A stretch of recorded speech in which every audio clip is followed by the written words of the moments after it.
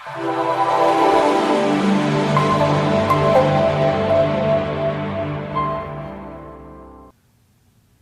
አደረሳችሁ ለፋሲካ። የእናንተ ፋሲካ ሳምንት አሁን ነው። እኔ የውጭ ሀገር ጓደኞች አሉን በእኛ በቤተክርስቲያን አብረን የምናገለግልና ካናዲያንስ ናቸው እና ሁልጊዜ ስለ ዓመት በዓሎች እንጨቃጨቃለን እና ለምሳሌ እኔ የነሱ አዲስ ዓመት ሲደርስ እንኳን ለጥላው አዲስ ዓመት አደረሳችሁ እላለሁ እና እውነተኛው መስከረም ላይ ይመጣል ብዬ እንትን አደርጋለሁ። እነሱ ሲያገኙኝ ደግሞ የሆነ ነገር ይላሉ። ፋሲካንም እንኳን ለጥላው ፋሲካ አደረሳችሁ ፎር ዘ ሻዶው፣ እውነተኛው ደግሞ ከአንድ ሳምንት በኋላ ይመጣል ምናምን እያልኩ እናገራለሁና እንኳን አደረሳችሁ ብቻ ለጥላው ይሁን ለዋናው አላውቅም። እና እግዚአብሔርን አመሰግናለሁ። በዚህ ደግሞ ስፔሻል ታይም ይሄ የኢየሱስን ፍቅር የምናስብበት መከራውን፣ ሞቱን፣ ደግሞ ትንሣኤውን በክርስቶስ ያገኘነውን ህይወት በምናስብበት በዚህ ጊዜ ደግሞ እንድንገናኝ እግዚአብሔር ስላደረገ በጣም እግዚአብሔርን አመሰግናለሁ። እኔም ደስ ብሎኛል ወደዚህ ስለመጣው። ትንሽ ቆይቻለሁ ከመጣው እና የእግዚአብሔርን ጸጋ ለመካፈል አብረን ለመሆን ከእግዚአብሔር ለመስማት ነው የተገናኘ ነው እና እኔም በጣም ደስ ብሎኛል። ትንሽ ነገር ለመናገር ነው ዛሬና ነገ ተነገ ወዲያም አንድ ሐሳብ ይዘን ትንሽ ለመናገር አስባለሁ እና ምን እንደማካፈላችሁ በጣም ብዙ ሳሰላስል ነበርና በዚህ ጊዜ ምናልባት ትንሽ በአንዳንድ ሚዲያዎችም ለመናገር ሞክሬያለሁ። ትንሽ አይ ቲንክ ከመጽሐፉ ኮንሴፕት ትንሽ ባወራችሁ ይሻላል ብዬ ነው የተነሳሁት እና መጽሐፉ ስለ መንፈሳዊ ብስለት ነው እና ሁሉ ነገር ልነግራችሁ አልችልም፣ ማንበብ ይኖርባችሁ ይሆናል። ግን ሜጀር የሆኑ ሐሳቦችን ማስተላለፍ በጣም አለብኝ የሚል ሸክም አለኝ ለቤተ ክርስቲያን። በጣም ዋና ነገር ነው ብዬ አስባለሁ። እኔ መንፈሳዊ ብስለት በዚህ ዘመን የመንፈሳዊ ብስለት ኮንሴፕት ስፒሪቹዋል ማቹሪቲ በእግዚአብሔር ቤት ውስጥ ማደግ ለቤተ ክርስቲያን በዚህ ዘመን ላለች ቤተ ክርስቲያን ወሳኝ ኮንሴፕት ነው ብዬ አስባለሁ። ወቅታዊ መልእክት ነው ብዬ አስባለሁ። መጽሐፉን ለማስተዋወቅ ሳይሆን ሪሊ በጣም ወሳኝ ኮንሴፕት ነው ብዬ በጣም አስባለሁ። በጣም ብዙ ነገሮቻችን ከመንፈሳዊ ብስለት ጋር በጣም የተገናኙ ናቸው። ብዙ ችግሮቻችን ከመንፈሳዊ ብስለት ጋር በጣም የተገናኙ ናቸው። በጣም ሲሪየስ ፕሮብለም ነው። በቤተ ክርስቲያን ውስጥ የክርስቲያኖች ቁጥር እዚህም እዛም ቁጥራችን ደህና ነው፣ ቁጥራችን እየበዛ ነው፣ ቁጥራችን እየሰፋ ነው። በተለይ ደግሞ በአገር ቤት ቁጥራችን እየሰፋ ነው። እግዚአብሔር ቤተክርስቲያንን እያሳደገ ነው። ክብር ለእግዚአብሔር ይሁን። ግን በእድገታችን በዚህ በቁጥራችን መስፋት ቁጥር ግን የበሰለ ሰው እግዚአብሔር ናፍቆታል ብዬ የበሰለ ሰው እኛም ናፍቆናል። ግን ከኛ በላይ እግዚአብሔር በጣም ይመኛል።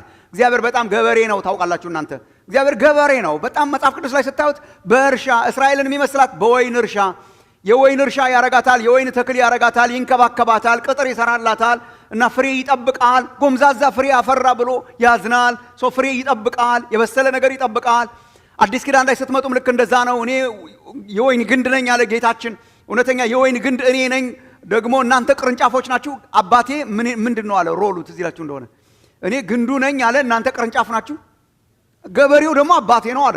ሃርቨስት ያደርጋል ማለት ነው። ገበሬው አባቴ ነው እና በእኔ ያለውን ቅርንጫፍ እና ፍሬ የማያፈራውን ያስወግደዋል። ፍሬ የሚያፈራውን ደግሞ አብዝቶ ፍሬ እንዲያፈራ ደግሞ ያጠራዋል፣ ይገርዘዋል አለ። ሰው እግዚአብሔር ፍሬ ጠባቂ አምላክ ነው። የበሰለ ፍሬ ጠባቂ አምላክ ነው። ለዛ ነው የመጽሐፏ ከበር እንደዛ ያረግናት እና የበሰለ ፍሬ የሚጠብቅ አምላክ ነው።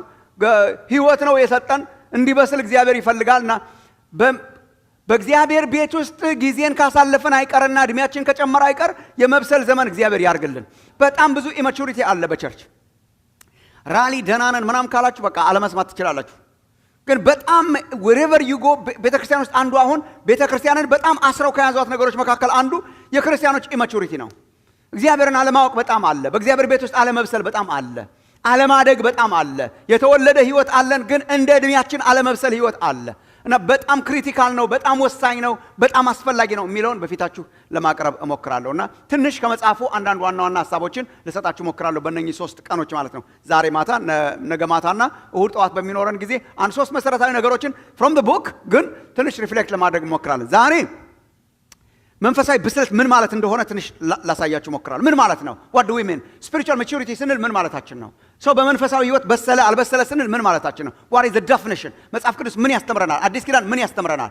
መጽሐፉ የተጻፈው በአብዛኛው ከአንደኛ ጴጥሮስ ኤክስፖዚሽን ስለሆነ ከአንደኛ ጴጥሮስ ላይ ለመመስረት እንሞክራለን። ምን ማለት ነው? ምን ማለት ነው? ሰው በእግዚአብሔር ቤት ውስጥ ይብሰል ሲባል spiritually mature እናርግ ሲባል ትርጉሙ ምንድነው የሚለውን ለማየት እንሞክራለን። በትርጉሙ ተስማምቶ መጀመር በጣም ጥሩ ስለሆነ ዜን ነገ ስንገናኝ ተመልሳችሁ ከመጣችሁ ማለት ነው ነገ ስንገናኝ እየበሰለ ያለ ሰው በምን ያስታውቃል የሚለውን ትንሽ ለማየት እንሞክራለን። እየበሰለ ያለ ሰው ማስታወቅ አለበት። አንዳንድ ሰው አይታችሁ እንደሆነ እኔ በእግዚአብሔር ቤት ውስጥ እየበሰልኩ ነው ሰው ስላልተረዳኝ ነው ምናምን ይላሉ። አይ እንደዛ አይነት ነገር የለም። እድገት የሚገለጥ ነው፣ ብስለት የሚገለጥ ነው። በምን ያስታውቃል? ቼክ እንድናረግ ማለት ነው። ቼክ እንድናረግ ወንድሞቼ ናቶቼ፣ ቼክ እንድናረግ ማለት የራሳችንን ህይወት የሰው ህይወት ሳይሆን የራሳችንን ህይወት እንትናን ሳስበው አለበሰለም እንድትሉ ሳይሆን ራሳችንን ቼክ እንድናረግ በምን ይገለጣል? የመንፈሳዊ እድገት የመንፈሳዊ ብስለት የስፒሪቹዋል ማቹሪቲ መገለጫዎችን ለማየት እንሞክራለን። በምንድን ነው የሚያስታውቀው? ለመሰላችሁ ወገኖቼ አንዳንድ ነገሮችን አንዳንድ መሰረታዊ ነገሮችን የተውናቸው በመንፈሳዊ ህይወት ያደግን ሲመስለን ትተናቸዋል። የተውናቸው ነገሮች ናቸው መገለጫዎች እና እነሱን መሰረታዊ ነገሮች ላስታውሳችሁ ሞክራለሁ። በምን ይገለጣል? ሶስተኛ እሁድ ጠዋት ስንገናኝ ደግሞ በመንፈሳዊ ህይወት እንዴት መሰል ይቻላል የሚለውን እነኚህ ሶስቱን ካየን በጣም ጥሩ ነው። ምን ማለት ነው? በምን ይገለጣል? እንዴን መጨረሻ ላይ ደግሞ እሁድ ዕለት ከመለያየታችን በፊት ደግሞ በመንፈሳዊ ህይወት ለመብሰል ከኛ ምን ይጠበቃል? what are the actions? ምን እናድርግ የሚለውን ትንሽ ለማየት እንሞክራለን ማለት ነው። አስቀድሜ እንዳልኳችሁ መጽሐፉ እና ሐሳቦቹ የተመሰረቱት በአንደኛ ጴጥሮስ መልእክት ላይ ነው። አንደኛ ጴጥሮስ መልእክት ላይ ስለሆነ ትንሽ ከአንደኛ ጴጥሮስ መልእክት አንድ ዋና ቁጥር አንብበን እንድንጀምር ጠይቃችኋለሁ። አንደኛ ጴጥሮስ ምዕራፍ 2 ላይ ከሄዳችሁ አንደኛ ጴጥሮስ ምዕራፍ 2 ከቁጥር 1 ጀምሮ እስከ ቁጥር 3 ድረስ እነኚህ 3 ቁጥሮች ለዛሬ እነሱን እናነብና ነገ ደግሞ ትንሽ ለማንበብ እንሞክራለን ቀጥለን ማለት ነው ከቁጥር 4 ጀምረን። ግን ዛሬ ምዕራፍ 2 አንደኛ ጴጥሮስ ምዕራፍ 2 ከቁጥር 1 እስከ 3 ያሉትን 3 ቁጥሮች አንብበን እንጀምራለን። እና አይ ቲንክ እናንተም ጋር ይቆማል መሰለኝ ሲነበብ ዛሬ አሸናፊ ሳይሆን እንደዛ ነገር ነው። እኛም ጋር እንደዛ ይቆማል። አንደኛ ጴጥሮስ ምዕራፍ 2ን ተመልከቱ። አንደኛ ጴጥሮስ እንግዲህ ወንድሞቼ እናቶቼ እንደቆማችሁ ለክርስቲያኖች የተጻፈ መልእክት ነው። ይህ በጣም ግልጽ ነው። ምንም ኤክስፐርት መሆንም አይጠይቅም። ምዕራፍ 1 ቁጥር 1 ላይ ስታነቡ ያውም እንደናንተ ጌታን ተቀብለው አምነው በየሀገሩ ተበትነው ላሉ ለዲያስፖራ የተጻፈ ነው። ዲያስፖራ የሚለውን ቃል እንደውም ለተበተኑት የሚለውን የምናገኘው እዚህ ነው። በየቦታው ተሰብስበው በየቦታው ተበትነው የጌታን ስም የሚያስከብሩ በልዩ ልዩ ቦታዎች ላይ ያሉ ጌታ ኢየሱስን ለተቀበሉ እንዲያውም ምዕራፍ 1 ቁጥር 1 እዛው እንደቆማችሁ እንዲያውም ጥሩ ነው። ምዕራፍ 1 ቁጥር 1 ላይ የኢየሱስ ክርስቶስ ሐዋርያ ጴጥሮስ እግዚአብሔር አብ አስቀድሞ እንዳወቃቸው በመንፈስም እንደሚቀደሱ ይታዘዙና በኢየሱስ ክርስቶስ ደም ይረጩ ዘንድ ለተመረጡት በጳንጦስ በገላትያ በእነኚህ ከተሞች ላሉ መጻተኞች ይላል። ለተበተኑ ማለት ነው። ምንድናቸው? በእግዚአብሔር አብ አስቀድሞ ያወቃቸው በመንፈስ ቅዱስ ደግሞ የተቀደሱ በክርስቶስ ደም የተረጩ። ይሄ እኮ ሪደምፕሽን ነው። ሪደምፕሽን ያገኙ ናቸው። ሂስ ቶኪንግ አባውት ክርስቲያንስ። ስለ ክርስቲያንስ እውነተኛ መንፈሳዊ ኤክስፔሪየንስ ስላላቸው ሰዎች መንፈሳዊ ኤክስፔሪየንስ አላቸው፣ ግን መንፈሳዊ ብስለት ይጎላቸዋል። that's why መጽሐፉ የተጻፈው መንፈሳዊ ኤክስፔሪየንስ አላቸው። መንፈሳዊ ኤክስፔሪየንስ አላቸው። ተለውጠዋል። ጌታ ኢየሱስን ተቀብለዋል። በእግዚአብሔር አብ ተወደዋል። በክርስቶስ ደም ተረጭተዋል። በመንፈስ ቅዱስ ተቀድሰዋል። ስላሴያዊ የሆነ የእግዚአብሔርን ኤክስፔሪየንስ አድርገዋል። ግን እደጉ ይላቸዋል እና እሱን ያርግላችሁ እግዚአብሔር። ተመልከቱ ምዕራፍ 2 እንግዲህ ክፋትን ሁሉ ተንኮልንም ሁሉ ግብዝነትንም ቅናትንም ሐሜትንም ሁሉ አስወግዳችሁ። በጣም እንመጣበታለን ወይ እሁድ ከመጣችሁ አስወግዳችሁ የሚላቸው ነገሮች እኛ ጋር ኦልሞስት ለማዳ እንስሳት እየሆኑ ነው። ዝም ብለን የተውናቸው አስወግዷቸው የሚላቸው እናሳድጋቸዋለን። አስወግዷቸው ነው እንጂ አሳድጓቸው አይልም። እሺ አንብባችኋቸዋል? አይታችኋቸዋል?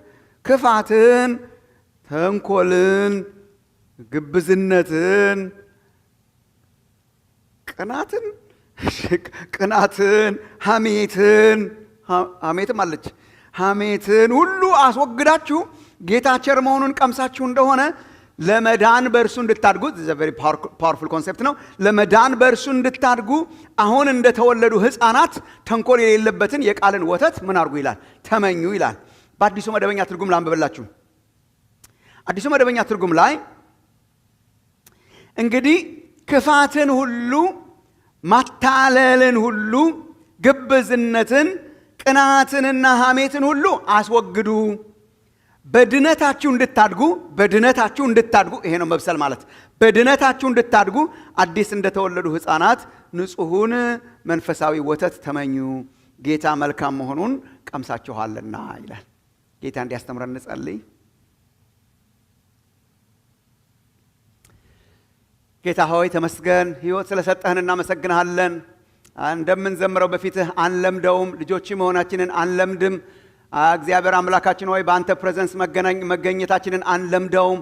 እግዚአብሔር አባታችን ሕይወት አይለመድም። ልጆች አረከን፣ ከጨለማው ዓለም ጠራህን። እግዚአብሔር አባታችን በአንተ ተወደድን፣ በክርስቶስ ደም ተረጨን። ጌታችን ሆይ ይሄ ፋሲካን እንደምናከብር ፋሲካችን ክርስቶስ ታርዷልና ተብሎ እንደተጻፈ በታረደልን በክርስቶስ ደም ታጠብን፣ ተረጨን፣ ተቀደስን፣ ንጹሃን ሆንን፣ ልጆች ሆንን።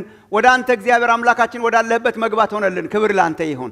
አባ አባት ብለን የምንጮህበት የምንናገርበት ወደ አንተ የምንቀርብበት የልጅነት መንፈስ ስለተሰጠን እናመሰግንሃለን። እኛ ልጆችህ ነን፣ የማስተማሪያ በጎች ነን። ጌታችን ሆይ በአንተ በራስህ ሥራ ልጆችህ አድርገህናል። ተመስገን እግዚአብሔር ሆይ ዳግመኛ ስለወለድከን ቸርነትን ስለቀመስን እናመሰግንሃለን። እግዚአብሔር አምላካችን ስለ ቤተ ክርስቲያንህ እናመሰግንሃለን። እንደዚህ ተሰባስበን ደግሞ እርስ በርሳችን መነቃቃት፣ እርስ በርሳችን መማማር፣ እርስ በርሳችን መተናነጽ እንድንችል በመንፈስ ቅዱስ እግዚአብሔር አባት ሆይ እንደዚህ ስለሰበሰብከን እናመሰግንሃለን። በእነኚህ ደቂቃዎች እግዚአብሔር አምላክ ሆይ አንተ እንድታስተምረን እጸልያለሁ። የምናገርበትን ጸጋ ለእኔ እንድትሰጠኝ የኢየሱስ መንፈስ የትንቢት መንፈስ ይሁን ከአንተ በውስጤ እንድታልፍ ራሴን ለአንተ አሳልፌ እሰጥሃለሁ። የሕዝብ ልብ የተከፈተ ይሁን ጌታ ሆይ አንቃን፣ ከወደቅንበት ከደከምንበት እግዚአብሔር አምላክ ሆይ ቸል ካልንበት ሕይወት እንድታወጣን እግዚአብሔር አምላካችን የማደግ ሕይወት እንዲሆን በፊትህ እግዚአብሔር አባታችን ሆይ ኢየሱስን እየመሰሉ መምጣት እንዲበዛልን በኢየሱስ ስም እንለምንሃለን። ጊዜያችን የተባረከ ይሁንልን። አስተምረን፣ ተናገረን። ስትናገረን ደግሞ እግዚአብሔር አምላካችን ሆይ የምትደነግጠዋንና ለመታዘዝ የምትናፍቀዋን ልብ አብረህ ደግሞ እንድትሰጠን በመንፈስ እንጸልያለን። ክብር ላንተ ይሁን በጌታ በኢየሱስ ክርስቶስ ስም አሜን፣ አሜን። ትንሽ ነገር አሳያችኋለሁ ስለ መንፈሳዊ ብስለት። ደግሞ መጽሐፍ ውስጥ ልታገኙ ትችላላችሁ። በጣም ወቅታዊ ነገር ነው። በጣም አስፈላጊ ነገር ነው። ኢትስ ቬሪ ኢምፖርታንት። በስም ስለማንጠራቸው ነው እንጂ እኔ እንደማስበው በስም ስለማንጠራው ነው እንጂ የብዙ ችግሮቻችን ምክንያት መንፈሳዊ አለመብሰል ነው ብዬ አስባለሁ። ዝም ብለን መርምረን ብናየው አለመብሰል በጣም አለ በቸርች ውስጥ። ለምሳሌ አንደኛ ቆሮንቶስ መጽሐፍን ስታነቡ አንደኛ ቆሮንቶስ ምዕራፍ 1 እስከ 3 ላይ በጣም ሲሪየስ የሆነ መካከላቸው ሲሪየስ የሆነ ቅናትና ምቀኝነት በመካከላቸው አለ። እኔ የጳውሎስ ነኝ፣ እኔ የአጵሎስ ነኝ፣ እኔ የኬፋ ነኝ የሚሉ ክርክሮችና ክፍፍሎች በመካከላቸው አሉ እና ጳውሎስ በጣም ይሄንን አድሬስ ያደርጋል እና በአንድ አካል በተጠሩበት አንድ አካል አንድ ሆነው ጌታን እንዲያገለግሉ ያነሳሳል። ግን የጳውሎስ የአጵሎስ ምናምን የሚሉ ክርክሮችን ያይና የዚህ ኮዝ ምንድነው? ይሄንን ምንድነው ያመጣው ብሎ ሲመረምር ለምሳሌ አንደኛ ቆሮንቶስ ምዕራፍ 3 ላይ ቁጥር 1 እስከ 4 አንብባችሁት እንደሆነ ስጋውያን ስለሆናችሁ ነው ይላችኋል። እናንተ አሁንም ስጋውያን ናችሁ። እንዲያውም ምን ይላል? እኔ ወተት ጋትኳችሁ፣ መጀመሪያ የሕፃንነት ትምህርትና ወተትን ጋትኳችሁ፣ አሁንም የሚያስፈልጋችሁ ወተት ነው። he says አላደጋችሁም ይላል። አላደጋችሁም፣ ስጋውያን ሕፃናት ልጆች ይላቸዋል። የዚህ ሁሉ ምክንያት የዚህ ክራይሲስ ምክንያት የዲቪዥናቸው ምክንያት መንፈሳዊ አለመብሰል በመካከላቸው አለ። ሕፃናት ስለሆናችሁ ነው። በጣም ብዙ ክራይሲሳችን ይቀረፍ ነበረ በመንፈሳዊ ሕይወት ሰው እየበሰለ ሲመጣና መብሰል በጣም ሲሪየስ ነው። ምናልባትም ለብዙ ችግሮቻችን ምክንያት ነው ብዬ አስባለሁ። እግዚአብሔር ይናፍቃል። አድጋችሁ ማየት ይናፍቃል። ወንድሞች እናቶች፣ በስለን ማየት ይናፍቃል። በቃ በእግዚአብሔር ቤት ውስጥ ልጆች ነን ካልን ይናፍቃል። ልጆቻችን ተወልደው አድገው ማየት እንደምናፍቀው ማለት ነው። አይ ዶንት ኖ አባውት ዩ፣ ግን ልጆቻችን ከተወለዱበት ጊዜ ጀምሮ አንዱ ድሪማችን በስለው ማየት ነው። በስለው ማየት ነው። አድገው ማየት ነው። ቁም ነገር ይዘው ማየት ነው። ኢማጂን እግዚአብሔር፣ እኛ እኮ እግዚአብሔር ልጆች ነን። በክርስቶስ ኢየሱስ ዳግመኛ ተወለድን። በነገራችን ላይ ልጅ መሳይ ነገር እኮ አይደለንም፣ ልጆች ነን። አምጦ ወለደን በክርስቶስ። ሕፃናት ሆነን በቤቱ ተወለድን። የእግዚአብሔር አንዱ ኢንቴንሽን ዋና እኛ እንኳን ክፉዎች አባቶችና ክፉዎች እናቶች ሆነን ሳለን የምንናፍቀው የልጆቻችንን መብሰል ነው። እግዚአብሔርማ እንዴት ወንድሞች እናቶች የመብሰል ዘመን ያርግላችሁ። የወለደን አምላክ ሊያሳድገን ነው የሚፈልገው። የወለደን አምላክ ሊያበስለን ነው የሚፈልገው። ሳይኖር ሲቀር መጽሐፍ ቅዱስ ይገሰጻል። መንፈሳዊ ሕፃንነትን ይጸየፋል መጽሐፍ ቅዱስ በጣም መንፈሳዊ ሕፃንነት፣ መንፈሳዊ አለመብሰልን በጣም ዕብራውያን መጽሐፍ ላይ ስታነቡ ምዕራፍ 4 ምዕራፍ 5 ላይ ከጊዜው የተነሳ አስተማሪዎች ልትሆኑ ሲገባችሁ አሁን እንዴት የመጀመሪያ ኤሌመንተሪ ትምህርት እንዴት ሰው ያስተምራችኋል? ወገኖቼ ክርስቶስ ኢየሱስን ተቀብለን አድገን በስለን ስናገለግል ማየት ነው የእግዚአብሔር ናፍቆት። ባለንበት መርገጥ መንፈሳዊነት አይደለም። ባሉበት መኖር መንፈሳዊነት አይደለም። እንድንጨምር፣ እንድንገሰግስ፣ እንድንጠማ ነው እግዚአብሔር የጠራን ነው። ለመሰላችሁ ወገኖቼ እንመጣበታለን ዴፊኒሽኑን። እግዚአብሔር በክርስቶስ የሰጠን ነገር ህይወት ይባላል። እኛ ህይወት ነው ያገኘነው። እንደው ትንሽ ሪቫይዝ ላድርግላችሁ ወንድሞች እናቶቼ። የደህንነት ትምህርት የምንለውን ትንሽ ሪቫይዝ ማድረግ በጣም ጥሩ ነው። አልፎ አልፎ በህይወታችሁ ሪቫይዝ ማድረግ በጣም ጥሩ ነው።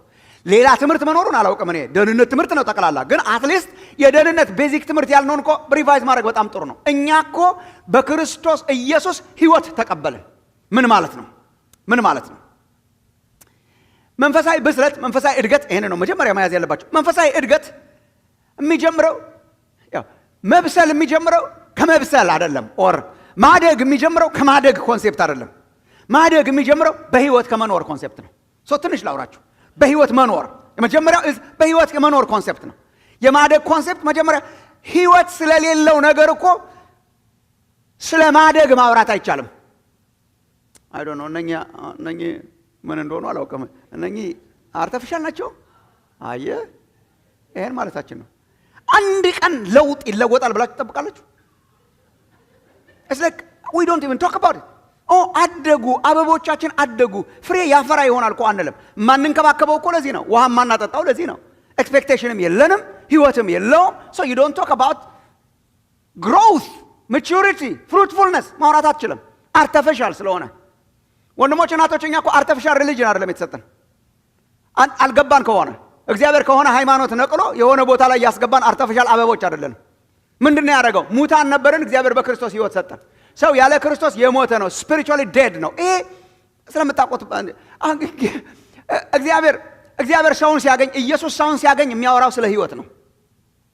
ኒቆዲሞስ የሚባል አንድ ሰው ነበረ፣ ሃይማኖት የነበረው፣ የሃይማኖት መምህር የነበረ፣ ስርዓት የሚጠብቅ የነበረ፣ ስርዓት አስጠባቂ የነበረ፣ የሚያኮራ ሃይማኖት የነበረው፣ የሚያኮራ ስኮላርሊ እውቀት የነበረው፣ የሃይማኖትና የእውቀት የመጽሐፍትን ነገር ጠንቅቆ የሚያውቅ የአይሁድ መምህር የነበረ፣ በእድሜም ራሱ በእድሜ የበሰለ ግን ህይወት የሌለው፣ በእድሜው ትልቅ ነው። ትልቅ ሰው ከሸመገለ በኋላ ያለው ራሱ ነው። ራሱ አድሚት አድርጓል። እኛ አይደለንም እድሜ የሰጠነው። ሰው ከሸመገለ በኋላ እናቱ ማፀን እንዴት ይገባል? እንዳ የሸመገለ ሰውዬ ነው፣ መምህር ነው፣ የተማረ ነው፣ ሊቅ ነው፣ ግን የሞተ ነው። ሰው ያለ ክርስቶስ ሃይማኖት ሊኖረው ይችላል፣ ግን የሞተ ነው። መሞት ማለት ምን ማለት ነው?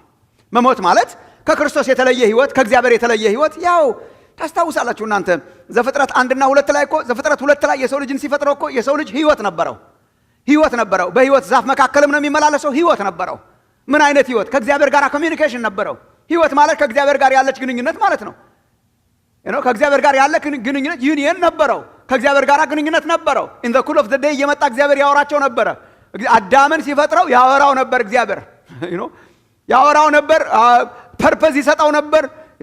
ዓላማ ያስይዘው ነበር፣ ያስጨብጠው ነበር። እግዚአብሔርና ሰው ወዳጅነት፣ እሱ ነው ህይወት ማለት። ህይወት ማለት በስጋ መንቀሳቀስ ሳይሆን ከእግዚአብሔር ጋር ያለ ህብረት ማለት ነው። ዜን ኃጢአት ገባ። ምዕራፍ 3 ላይ ኃጢአት ሲገባ ትዝ ይላችሁ እንደሆነ እኮ እግዚአብሔር የህይወት ዛፍና የእውቀት ዛፍ አስቀምጦ ነበረ። ከዚህ የእውቀት ዛፍ በበላ ጊዜ ምን ትሆናለህ ብሎት ነበር አዳምን። ሞትን ምን ትሆናላችሁ? ትሞታላችሁ። እና ምዕራፍ 3 ላይ እኮ ሲበሉ በስጋ ሞት አልሞቱም። ገና ስጋ ሞት ገና ኮንሲኩዌንስ ነው የሚመጣ ነው። ግን ሰው እኮ ሞተ፣ ከእግዚአብሔር ተለየ፣ ከእግዚአብሔር ፕሬዘንስ ወጣ። ሰው በስጋ እየኖረ ከእግዚአብሔር ፕሬዘንስ ሲለይ የሞተ ይባላል። ስፒሪቹዋሊ ዴድ ነው። እግዚአብሔር ምንድነው ያደረገው? ያችን ሪሌሽንሺፕ ሪስቶር አረጋት በክርስቶስ ኢየሱስ። የኃጢአትን ይቅርታ ተቀበልን። ይኸው ፋሲካ እያከበርን ስለሆነ እግዚአብሔር በክርስቶስ ኢየሱስ በደሙ ኃይል አጠበንና ህይወትን ሰጠን። መዳን ማለት ይሄ ነው።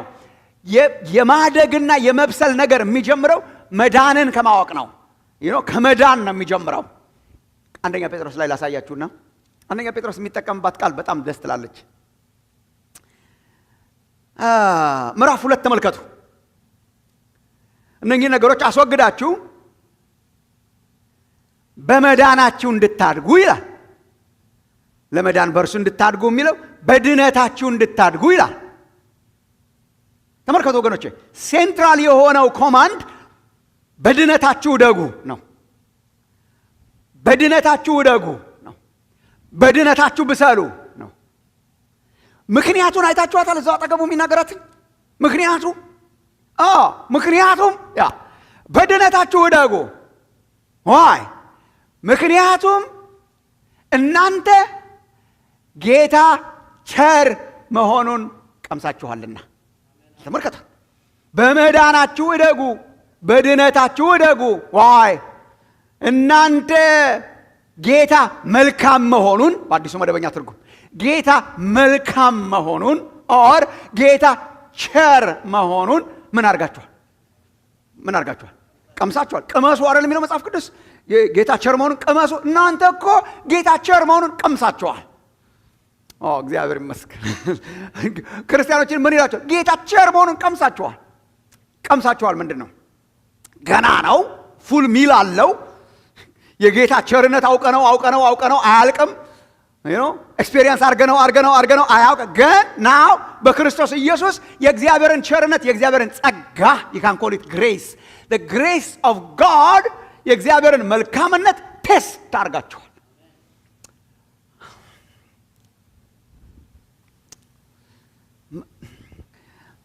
መቅመስን የሚያውቀው የቀመሰ ብቻ ነው። መቅመስን ባናውቅ እኮ መቅመስን ማስረዳት እኮ በጣም ጭንቅ ነው። መቅመስ ኤክስፔሪየንሻል ነው። እግዚአብሔርን ቅመሱ ይላል መጽሐፍ ቅዱስ። የእግዚአብሔርን ቸርነት ቅመሱ ይላል። የእግዚአብሔርን ፍቅር ቅመሱ ይላል። የዘላለም ሕይወት ማለት ነው መቅመስ ኤክስፔሪየንስ። አሁን ለምሳሌ ቅዱስ ጳውሎስ በሮሜ ምዕራፍ 8 ላይ የእግዚአብሔር ፍቅር በመንፈስ ቅዱስ በልባችን ፈሰሰ ይላል። ልብ ብላችሁ ታውቃላችሁ? የእግዚአብሔር ፍቅር በመንፈስ ቅዱስ በልባችን ስለፈሰሰ ተስፋ አያሳፍርም ይላል። ስለፈሰሰ በሉ እስቲ። ፍቅር ይፈሳል ስለፈሰሰ። ኢትስ ኤክስፒሪየንስ። የጌታን ቸርነት ቀምሳችኋል። ህይወት ምንድን ነው? መቅመስ ኤክስፒሪየንስ። እግዚአብሔር ሩቅ የነበረውን ደፍኒሽን የነበረውን እግዚአብሔር እንደዚህ ነው ብለን እንናገር የነበረውን እግዚአብሔርን አቀረበው በክርስቶስ። በመካከላችን ያለው የጥል ግድግዳ፣ በእኛና በእግዚአብሔር መካከል ያለው የጥል ግድግዳ ፈረሰና እግዚአብሔር አስገባን ወደ ራሱ። ክብር ለእግዚአብሔር ይሁን። ጌታ ቸር መሆኑን አቀመሰን፣ ፍቅሩን አቀመሰን፣ ጸጋውን አቀመሰን፣ ኤክስፔሪየንስ አረግነው። እሱ ነው። ይሄንን ምን ይለዋል መጽሐፍ ቅዱስ? ህይወትን ማግኘት። ይሄንን ምን ይለዋል መጽሐፍ ቅዱስ? በሌላ አገላለጽ ዳግም ልደት። ዳግም ተወለድን፣ ዳግም ልደትን አገኘን። ያው መጽሐፍ ቅዱስ በመዳናችሁ እደጉ ብሎ ሳይሆን የሚጀምረው ጌታ ቸር መሆኑን ቀምሳችኋል። ሌላ አንድ ልጨምርላችሁ እዚያው ላይ መዳንን የሚናገር ምዕራፍ 1 ቁጥር 23 እዚያው አንደኛ ጴጥሮስ ላይ አንድ አንቀጽ ከፍ ስትሉ ምዕራፍ 1 ቁጥር 23 ላይ ዳግመኛ የተወለዳችሁት ከሚጠፋ ዘር አይደለም ይላል። የጌታን ቸርነት ቀምሳችኋል፣ ደግሞስ ተወልዳችኋል። ጌታ ይመስገን። ተወልዳችኋል። ጌታ ቸር መሆኑን ቀምሳችኋል።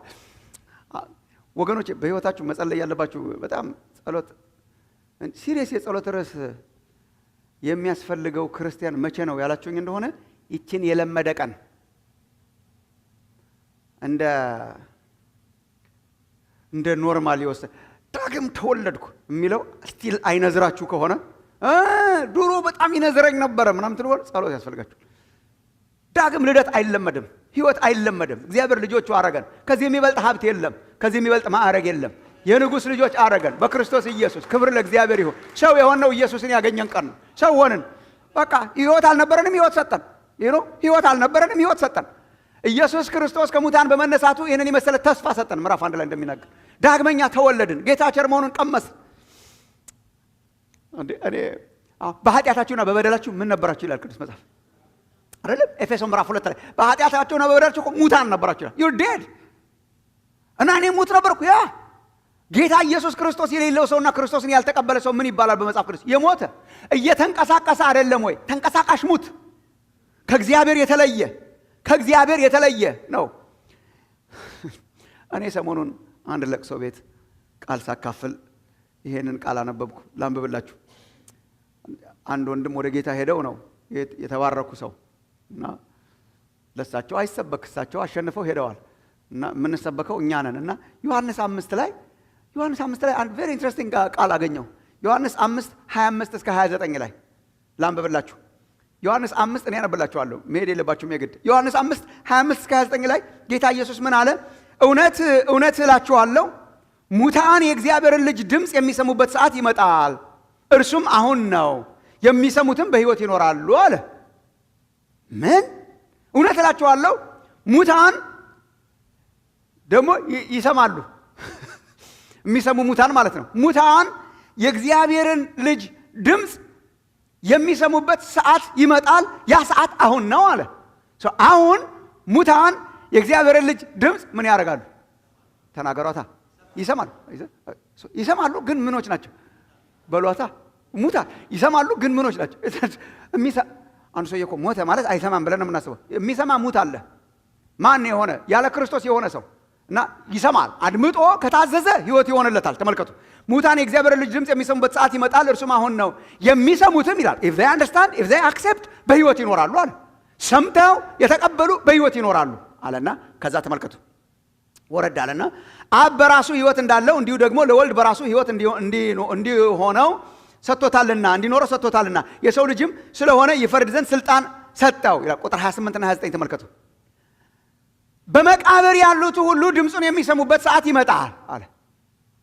ድምፁን የሚሰሙበት ሰዓት ይመጣል። ሁለት የተናገረ ሙታን የእግዚአብሔር ልጅ ድምፅ የሚሰሙበት ጊዜ ይመጣል፣ ከሰሙ በሕይወት ይኖራሉ አለና ከዛ ደግሞ ድምፅ የሚሰማበት ደግሞ ሌላ ጊዜ ይመጣል። እነሱን ምን ይላቸዋል? በመቃብር ያሉት ሁሉ ድምፁን የሚሰሙበት ሰዓት ይመጣል። መልካም ያደረጉ ወደ ሕይወት፣ ደግሞ ክፉ ያደረጉ ወደ ዘላለም ጥፋት ይሄዳሉ አለ።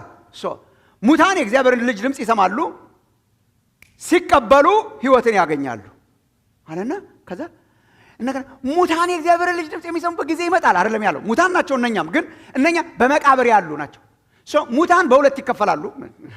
ሙታን በሁለት ይከፈላሉ። ምን አይነት ሙታን? ወደ መቃብር ያልወረዱ ሙታን፣ በመቃብር ያሉ ሙታን። ሰው ሁለቴ ነው የእግዚአብሔር ልጅ ድምፅ የሚሰማው። መቼ? በሕይወት እያለልን ነበር ሙታን ነው ያለው ኢየሱስ። በሕይወት እንትኑ አለ፣ ስጋው ይንቀሳቀሳል። በመቃብር አይደለም። በመቃብር ያልሆኑ መቃብር ያልገቡ ሙታን ሕያዋን ይንቀሳቀሳሉ። መኪና የሚነዱቱ ማለት ነው። በየጎዳ ነው መኪና የሚነዱቱ፣ ስፖርት የሚሰሩቱ፣ የሚያሰማምሩቱ፣ መስታወት ላይ ፊታቸውን እንትን የሚያደርጉቱ ምናምን ያደርጉ።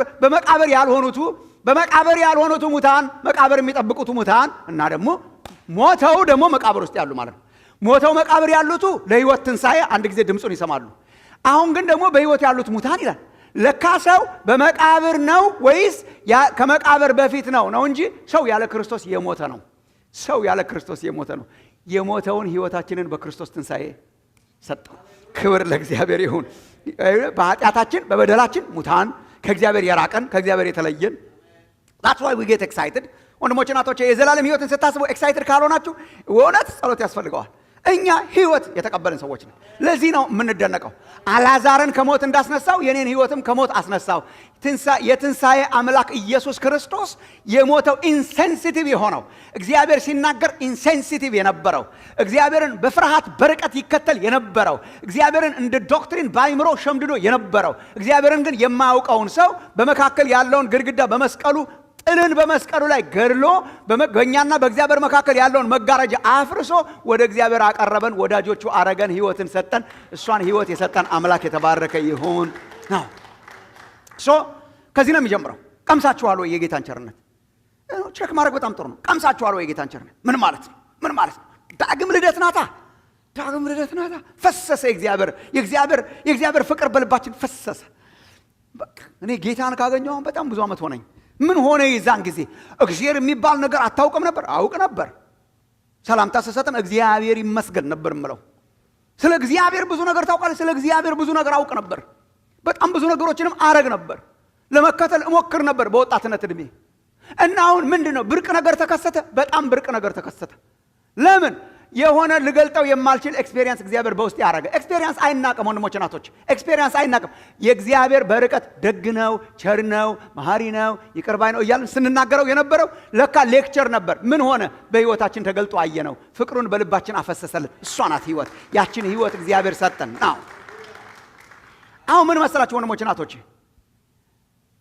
ይቺ ስታድግ ነው መንፈሳዊ ብስለት ማለት እና እሱን ዛሬ ላሳያችሁ ምን ማለት እንደሆነ። ምን ማለት ነው ታዲያ መንፈሳዊ ብስለት? እግዚአብሔር ሞተን የነበርነውን ሕይወት ሰጠን። ሞተን የነበርነውን ሕይወት ሰጠን። መብሰል ታዲያ ምንድን ነው? አየህ፣ አሁን መተከል ነው፣ መብቀል ነው፣ ሕይወት ማግኘት ነው፣ ጌታ ቸር መሆኑን መቅመስ ነው። ምን ማለት ነው ብስለት? ዴፊኒሽኑን ትንሽ ልስጣችሁና ከዛ ነገ ደግሞ መገለጫዎቹ ምንድናቸው የሚለውን ለማየት እንሞክራለን። ምን ማለት ነው መንፈሳዊ ብስለት ማለት? አደገ፣ ልናድግ ነው፣ እንደግ፣ እንብሰል ስንል what are we talking about? ለመሰላችሁ ብዙ ጊዜ እናምታታለን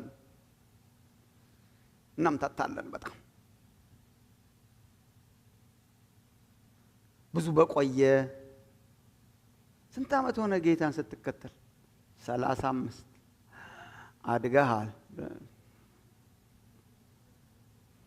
ብዙ ዘመን ሳያድጉ መቆየት ስለሚቻል አያርግባችሁ እግዚአብሔር አያርግባችሁ እግዚአብሔር። የቤት ውስጥ አትክልቶች አሉ፣ ህይወት አላቸው፣ ግን ምንም አያድጉ። ብዙ ሳያድጉ መኖር ስለ በጣም ብዙ የቆዩትን we just take them for granted ባቀንፉ እንደ ጋራንቲ ነው የምንወስደው። ጌታን መቼ ነው የተቀበልከው? ሰሞኑን።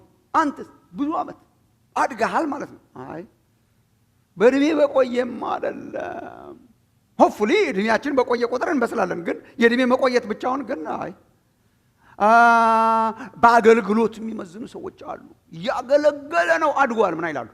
ሳያድጉ ማገልገል ይቻላል። የእውነት ሳያድጉ ማገልገል ይቻላል። አገልግሎት ጋራንቲ አይደለም። ኢንፋክት አሁን ብዙ አታናግሩኝ እንጂ አገልጋዮች አለመብሰላችን በአደባባይ የተገለጠበት ዘመን አሁን ነው። በቤታችን ቢሆን ጥሩ ነበር። በአደባባይ በመድረክ በቴሌቪዥን ቀርጸን እንዴት ያልበሰለን እንደሆነን በየቤታችሁ እናመጣዋለን። ያልበሰሉ መሪዎች፣ ያልበሰሉ አገልጋዮች፣ ጌታን ያልተቀበሉ ደህና አንጎል ያላቸው ሰዎች ራሱ ኧረ ይሄ ልጅነት ነው እስኪሉ ድረስ ማለት ማገልገል is not a guarantee። ረጅም ዘመን is not a guarantee። ወንድሞች እናቶች፣ የቸርች ዘይቤና ትራዲሽን ማወቅ is not a guarantee። እኔ ለምን አደርቃችኋለሁ እናንተ? አንዳንድ ቦታ ስትሄዱ they know the church language። የቸርች ላንጉጅ ያውቃሉ፣ የአገልግሎት ላንጉጅ ያውቃሉ፣ ትራዲሽኑን ያውቃሉ፣ እንትኑን ያውቃሉ፣ ምናምን ያውቃሉ። ማቹሪቲ የለም። ማቹሪቲ ከዛ በላይ ነው። ከቋንቋ በላይ ነው፣ ከእድሜ በላይ ነው፣ ከዘይቤ በላይ ነው፣ ከአገልግሎት በላይ ነው። ከዚህ ከትራዲሽናችን በላይ ነው። ምን ማለት ነው ማደግ? ምን ማለት ነው ማደግ? ቬሪ ሲሪየስ ፖይንት ላሳያችሁና ጸልየን እንጨርሳለን። ቬሪ ሲሪየስ ፖይንት። እኔ በዚህ መጽሐፍ ውስጥ አርጊው ለማድረግ የሞከርኩት አሁንም እናንተን እንደው አይኔን አፍጥጬ የምነግራችሁ ነገር በጣም ብዙ ክርስቲያኖች የተሸወርንበትን ነገር ልንገራችሁ፣ እኔን ጨምሮ። ስናድግ በእግዚአብሔር ቤት ውስጥ ሳምሃው መዳንንና ማደግን ሴፓሬት አድርገን ነው የምናስባቸው። የተለያዩ ኮንሴፕቶች።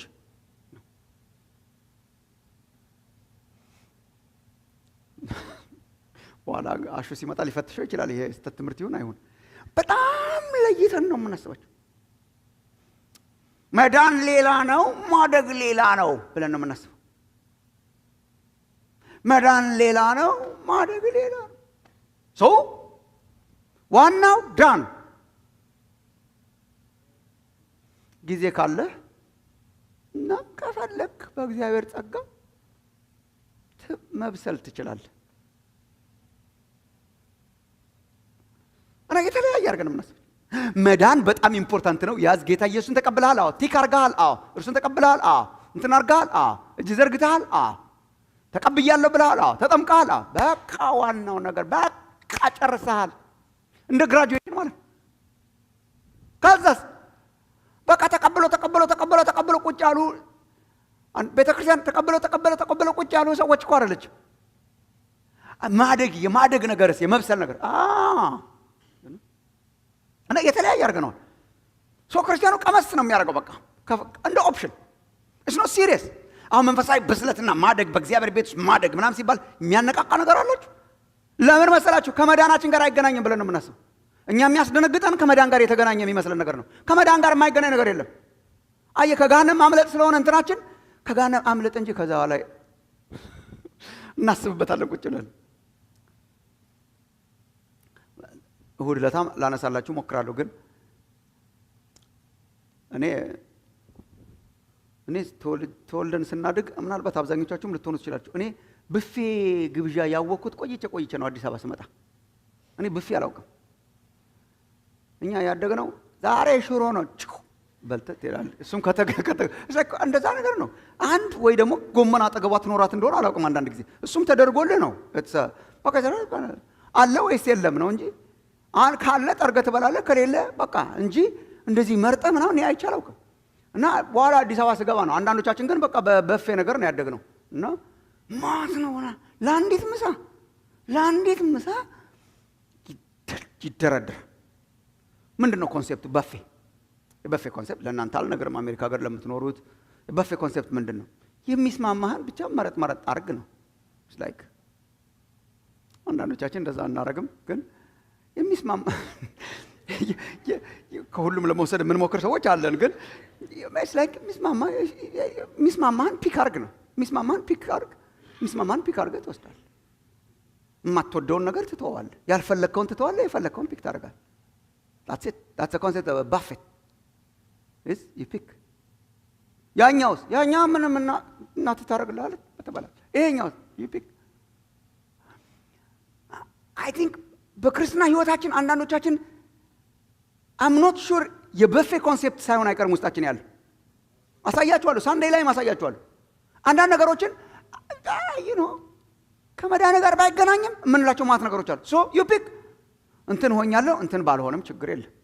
ድኛለሁ፣ ከገሃነም አምልጫለሁ፣ የእግዚአብሔር ልጅ ሆኛለሁ። and then የማደግ ነገር you pick. ኖ ለማለት ነው የመጣሁት እዚህ ፊታችሁ።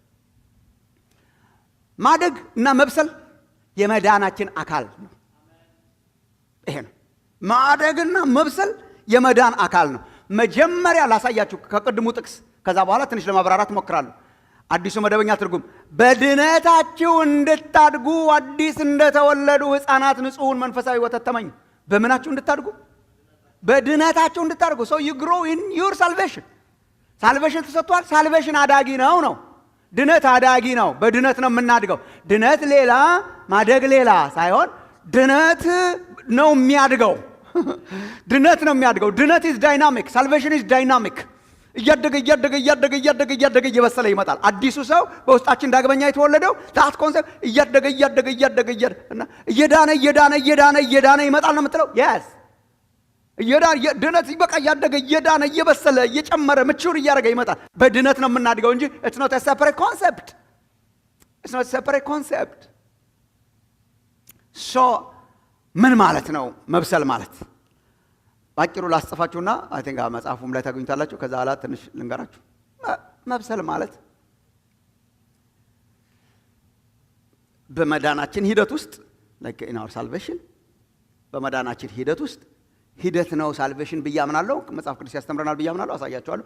በመዳናችን ሂደት ውስጥ as we progress በመዳናችን ሂደት ውስጥ እለት ኢየሱስ ክርስቶስን እየመሰሉ መምጣት ነው።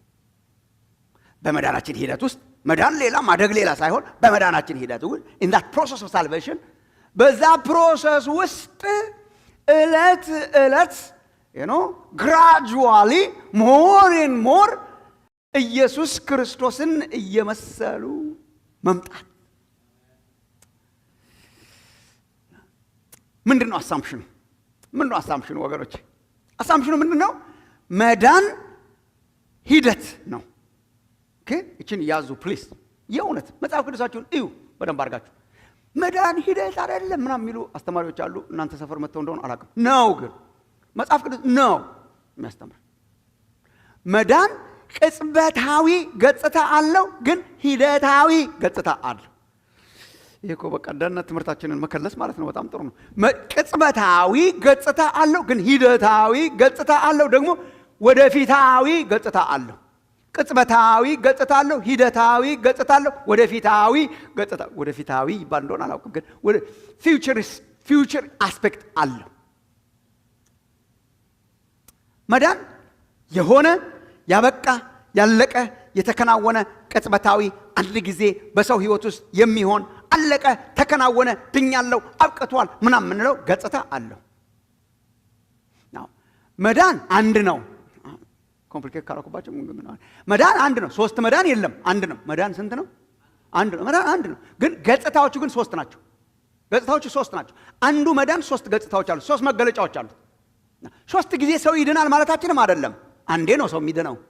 አንድ መዳን ነው ያለው፣ አንድ መዳን ነው የሚቀበለው። ያ የተቀበልነው አንድ መዳን this is it ያ የተቀበልነው አንድ መዳን የተቀበልነው እሱ ሶስት መገለጫዎች አሉት፣ ሶስት ገጽታዎች አሉት፣ three phases አሉት ማኒፌስት የሚያደርግበት። አንደኛው አላፊ ነው ፓስት ነው፣ ሌላኛው ኮንቲኒየስ ነው፣ ሌላኛው ፊውቸር ነው።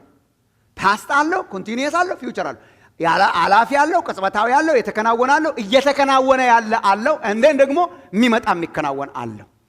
ለምሳሌ መጽሐፍ ቅዱስ ስለ መዳናችን ሲናገር የሆነ ነው የተቀበልነው ነው። ለምሳሌ ምዕራፍ 1 ቁጥር 1 እዚያው መጽሐፍ ላይ አንደኛ ጴጥሮስ መጽሐፍ ላይ በቃ በእግዚአብሔር አብ የታወቁ በክርስቶስ ደም የተረጩ በመንፈስ ቅዱስ የተቀደሱ አለቀ። በቃ የተከናወነ ተረጭተዋል፣ ተቀድሰዋል፣ ታጥበዋል፣ ጸድቀዋል። ክርስቲያን ድነሃል ሲባል ድኛለሁ የሚለው በዚህ ሴንስ ነው። ድነሃል ሲባል ድኛለሁ ይላል። በምን ሴንስ? በቃ በክርስቶስ ኢየሱስ እግዚአብሔር በሰራው ስራ እግዚአብሔር አጸደቀን። ኦኬ ታጥበዋል፣ ተቀድሰዋል፣ መንፈስ ቅዱስ በውስጣቸው አለ፣ ተረጭተዋል በክርስቶስ ደም ነገር ግን በጌታ በኢየሱስ ክርስቶስ ስም በአምላካችንም መንፈስ ተቀድሳችኋል፣ ታጥባችኋል ይላል ቅዱስ መጽሐፍ።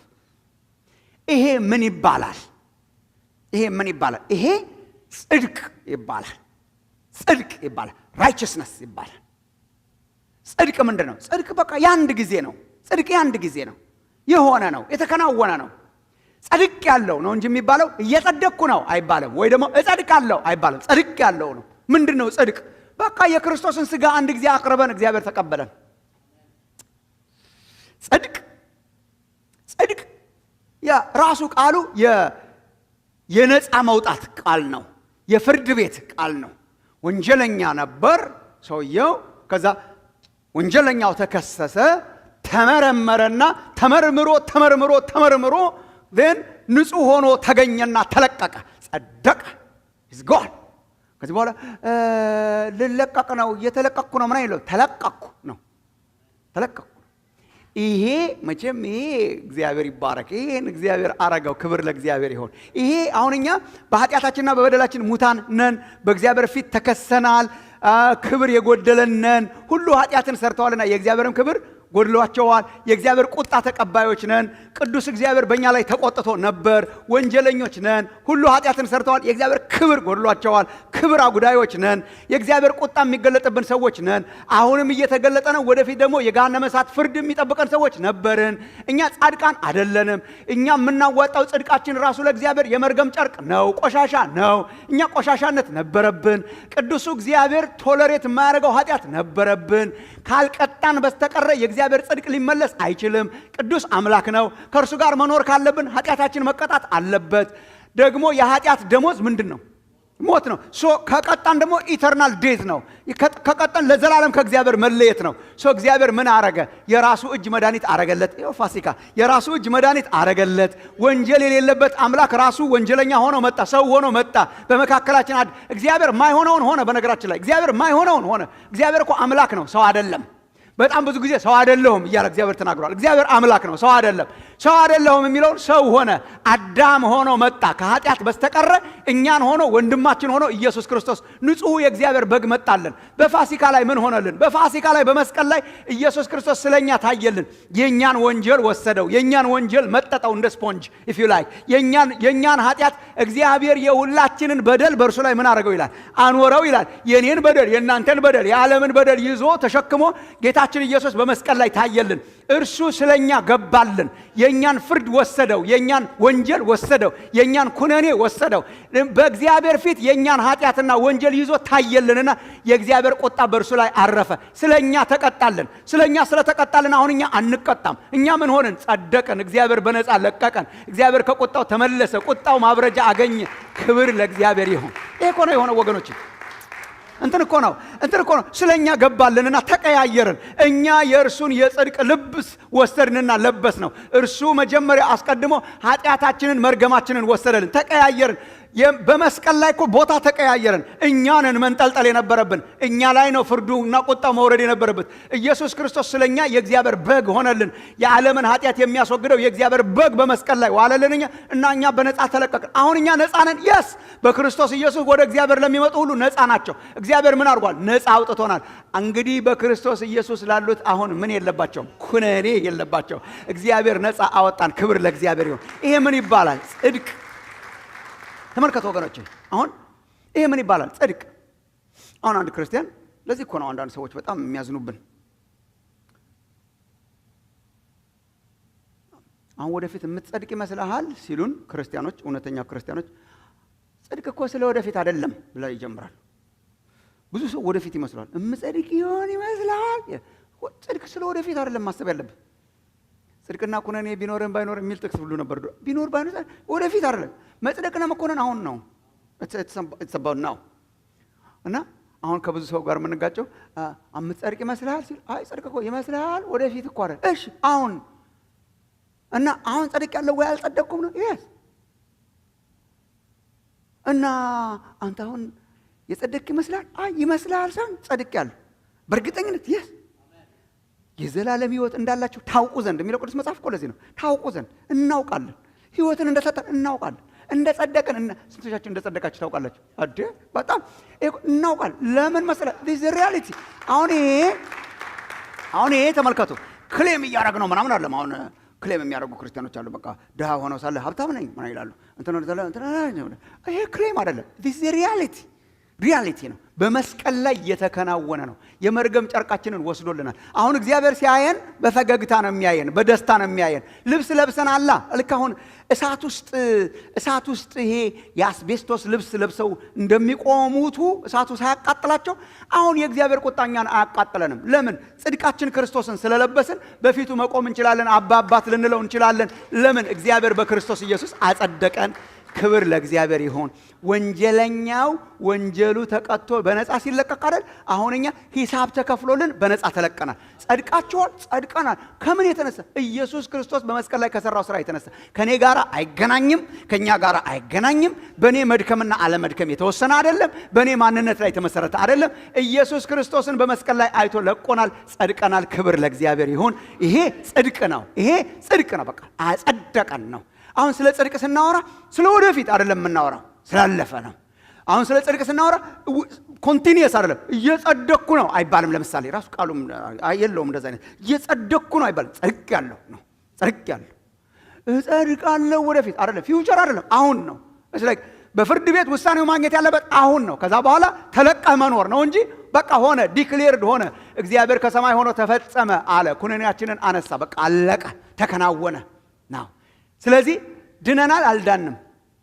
እስቲ ዳናችሁ አይደል? በቃ ዳነን። ምን እያልን ነው ግን? ጸደቅን እያልን ጸደቅን። ግን ወገኖች አሁን ይሄ this is done, this is past, this is የተከናወነ ያዋጣነውም ነገር የለም፣ ምንም የለም። እግዚአብሔር ራሱ በክርስቶስ ኢየሱስ በስሙ በደሙ በቃ ጸደቀን። ምዕራፍ 1 ቁጥር 1 አንደኛ ጴጥሮስ በቃ በመንፈስ ተቀደስን፣ በክርስቶስ ደም ተረጨን፣ መንፈሱ በውስጣችን ይኖራል። እግዚአብሔር አብ አስቀድሞ ወደደን። በቃ ኤፌሶን 1ን አንብቡ ከፈለጋችሁ። ባረከን፣ ወደደን፣ እንዲያው የሰጠን የጸጋው ክብር ይመሰገን ዘንድ በክርስቶስ አይ ቲንክ ወደ 11 ቁጥሮች ጳውሎስ የመጀመሪያዎቹ 11 ቁጥሮች 11 ጊዜ በክርስቶስ ይላል። በክርስቶስ ርስትን ተቀበልን። ከምን የተነሳ? በክርስቶስ። በመንፈስ ቅዱስ ታተመን። ከምን የተነሳ? በክርስቶስ። የኃጢአት ይቅርታን አገኘን። ከምን የተነሳ? በክርስቶስ። ወደፊት ያለውን ደግሞ ሚስጥር ነግሮናል። ከምን የተነሳ? በክርስቶስ። ይሄ ጽድቅ ነው። ድናችኋል፣ ጸድቃችኋል የሚለው ቅዱስ መጽሐፍ ግን ደግሞ ስለሚመጣ መዳን ደግሞ ይናገራል። ይሄን መካድ አይቻልም። ስለሚመጣ መዳን ይናገራል። ያ መዳን ደግሞ ኮምፕሊትድ ሆኖ ይመጣል። የምንጠባበቀው መዳን እንዳለ ደግሞ ቅዱስ መጽሐፍ ይናገራል። ላሳያችሁ አንድ ሁለት ጥቅስ ለምሳሌ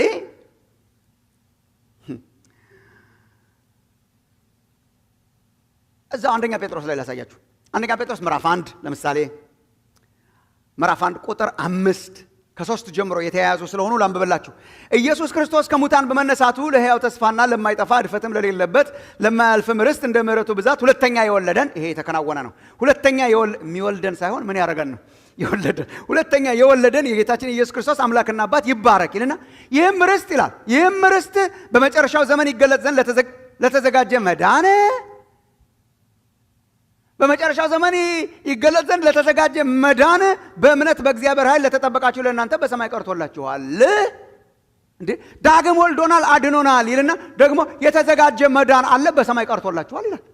በሰማይ እየቀረ የሚመጣ ኮምፕሊትሊ የሚሆን መዳን አለ። እኛ ድነን ግን ደግሞ በሚመጣ መዳን መሃል ነው የምንኖረው። ግልጽ ካልሆነ ይሆናል። አሁን ሳነብላችሁ አንዳንድ ቦታ ለምሳሌ ሮሜ ምዕራፍ 13 ቁጥር 11 ካስታወሳችሁ ሮሜ ምዕራፍ 13 ቁጥር 11 ከእንቅልፍ የምትነሱበት ሰዓት አሁን እንደደረሰ ዘመኑን ምን አድርጉ ይላል? እወቁ ይላል። ከእንቅልፍ የምትነሱበት ሰዓት እንደደረሰ ዘመኑን እወቁ ይልና ካመንበት ጊዜ ይልቅ ይላል ካመንበት ጊዜ ይልቅ መዳናችን ዛሬ ወደኛ ምን አድርጓል ይላል? ቀርቧል ይላል። ደግሞ ሮሜ ላይ መሆኑ በጣም ይገርማል። ሮሜ 8:1 ላይ ኩነኔ የለባቸውም ብሎ ጸድቀናል፣ ድነናል ብሎ የዘላለም ሕይወት ተቀብለናል ብሎ ግን ሮሜ 13:11 ላይ ሲመጣ ከትላንት ደግሞ ካመንበት ጊዜ ይልቅ መዳናችን he used the word salvation our salvation እየመጣ ነው ይላል። ሴቭድ ሆነናል ግን እየመጣ ነው ደግሞ ሳልቬሽን ይምጣልን። በጣም ምንድነው እሱ? ኮምፕሊሽን ነው። ኮምፕሊትድ ይሆናል። ሮሜ 8ንም አንብቦ ከፈለጋችሁ በጣም አሁን እንደውም እኛ ፍጥረትም ከኛ ጋር በማማጥ ላይ ነው የምንገኘው ይላል። የሚወለድ መዳን አለ ኮምፕሊትድ የሆነ የምንገላገለው ከዚህ ዓለም ነገር ከዚህ ዓለም ትግል ካሮጌው ስጋና ባህሪ ከዲያብሎስና ከዚች ዓለም ጋራ በዚች በወደቀች ዓለም ጣጣዋ በማያልቅ ዓለም መከራ እየበላን የምንኖርበት ዘመን ያበቃና አዲስ ሰማይና አዲስ ምድር መጥቶ ኮምፕሊትድ ይሆናል። ጌታ ይመስገን። የወደዳቸውን ያጸደቃቸውን አከበራቸው አይደል? በቃ ክብረት ይሆናል። ኮምፕሊሽን ይሆናል። እሱ ክብረት ይባላል። በነገራችን ላይ ግሎሪፋይድ እንሆናለን። ኮምፕሊትድ ነው። የሙታን ትንሣኤ ይሆንና ደካማው ሰውነታችን የሚሞተው ሰውነታችን የማይሞት ሆኖ ለኃጢአት የተገዛው ማንነታችን የማይገዛ ሆኖ ኮምፕሊትድ ሆነን አዲስ ሆነን የተፈጠርንበት ዓላማ ጋር ታርቀን አዲስ ማንነትን ተቀብለን በሙታን ትንሣኤ የከበረውን ሕይወት ደግሞ እንቀበላለን ማለት ነው። እሱ ምን ይባላል? ኮምፕሊሽን። እሱ ርስት ነው። የሚመጣ ርስት ነው። የወደፊት ርስት ነው። እንደው ይሁን የእውነት በጣም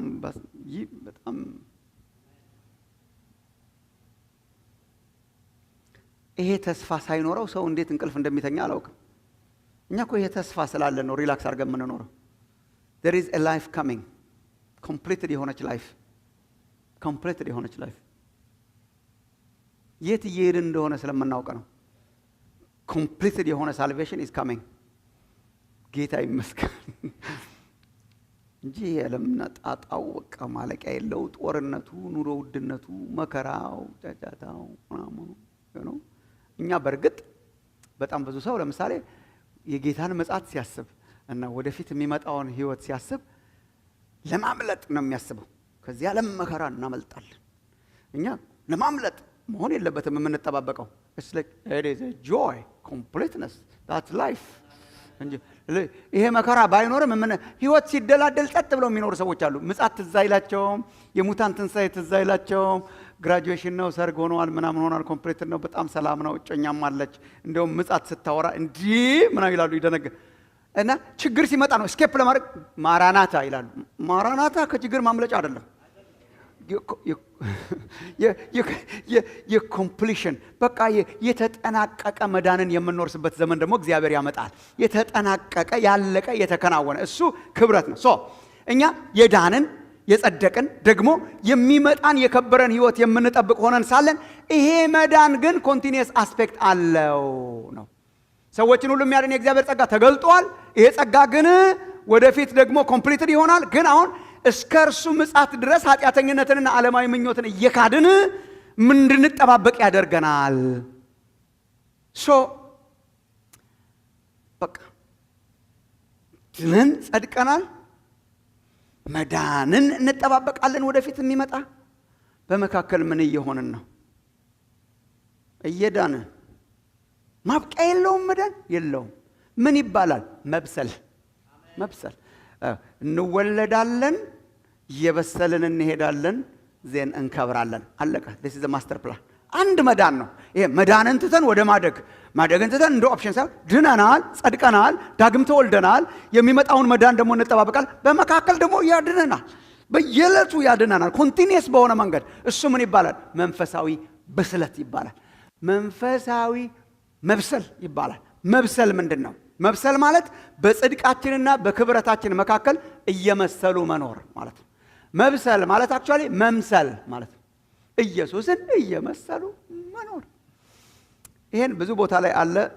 1-2-3 ጥቅሶችን ላንብብላችሁ። ለምሳሌ ሮሜ 8 ጌታ ኢየሱስን የተቀበሉና የሚመጣውን መዳን የሚጠባበቁ ምን ይሆናሉ? በመካከል ሮሜ 8:29 የልጁን መልክ እንዲመስሉ አስቀድሞ ወስኗልና። የልጁን መልክ እንዲመስሉ አስቀድሞ ወስኗልና።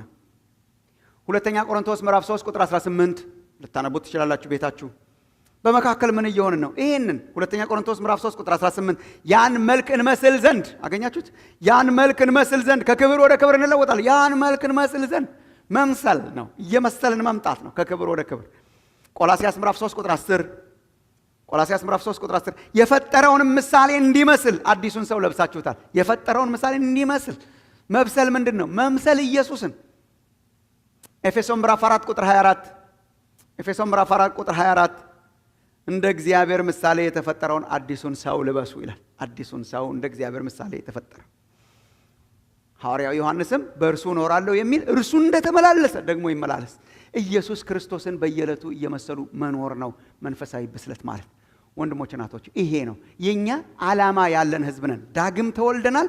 ኢየሱስን እየመሰልን እንበስላለን። መጨረሻ ላይ ደግሞ ከእርሱ ጋር እንከብራለን። ከእርሱ ጋር እንሞታለን፣ እርሱን እንመስላለን። ሌን ደግሞ ከእርሱ ጋር እንከብራለን።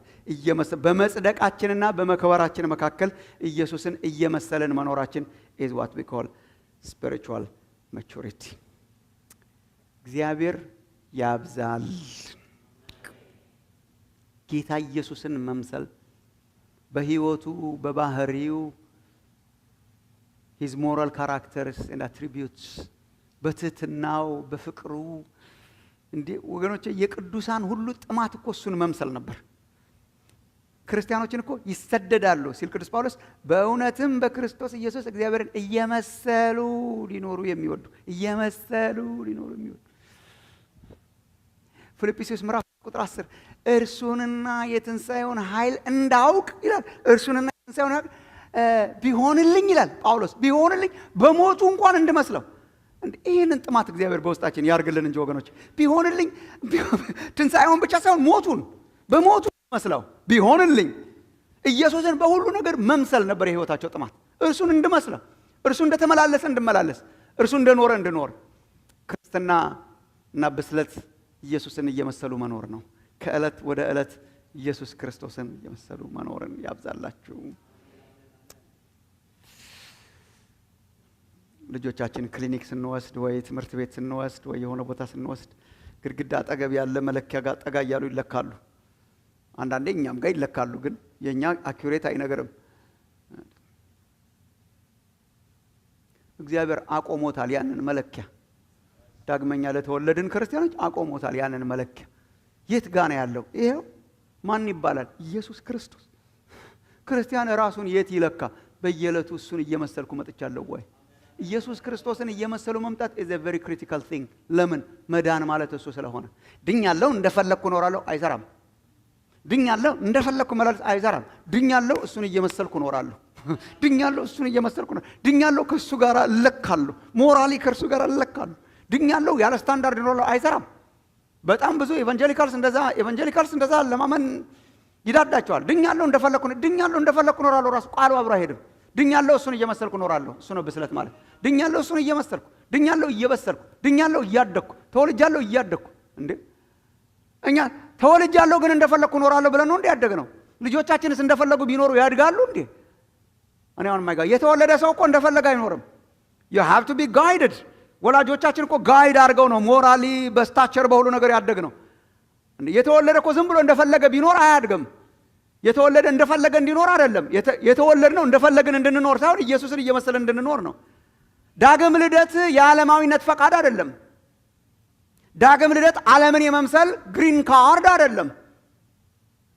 ዳግም ልደት ኢየሱስን እየጠሩ ግን እንደ ዓለም የመኖር ፈቃድ አይደለም። ይሁዳ አንድን አንብቡ። የጌታችንን ጸጋ እንደ ላይሰንስ ይወስዳሉ አለ።